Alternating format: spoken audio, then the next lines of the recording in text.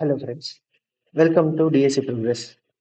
Today we will be solving divisors of a number. So you are given an integer n, you need to find all the divisors of n, return all the divisors of n as an array or a list in a sorted order. So a number which is completely divides another number is called a divisor. So for example, if n is 6, there are 4 divisors of 6, 1, 2, 3 and 6, the number itself. So we have to return the output in an array format.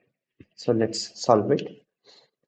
So first let's initialize a temporary array to store the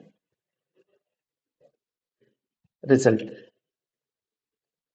of size n. Next, we'll keep track of a count, the number of divisors for a particular number. Let's start the logic for finding out the divisors of that number.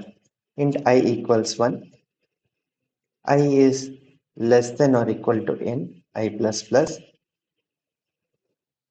So the logic would be to, if the n is modulus I is 0, then it's a divisor of I is a divisor of n. So we will store this variable, that is count plus plus. We'll store the I in this value in the temp array.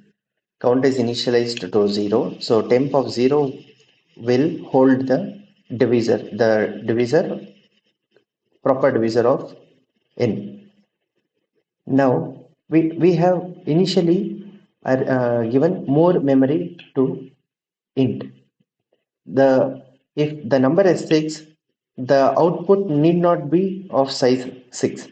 So we need to output proper answer. So we will create one more array and copy all the elements of temp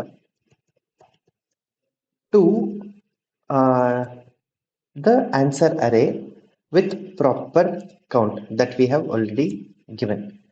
So we can return this answer as the output. So we have counted, the core problem is to find the divisors of n. So from 1 to n, whatever divisors we get, we are storing it in a temp array and then copying it to a new array with proper memory and returning that answer. Let's run this code.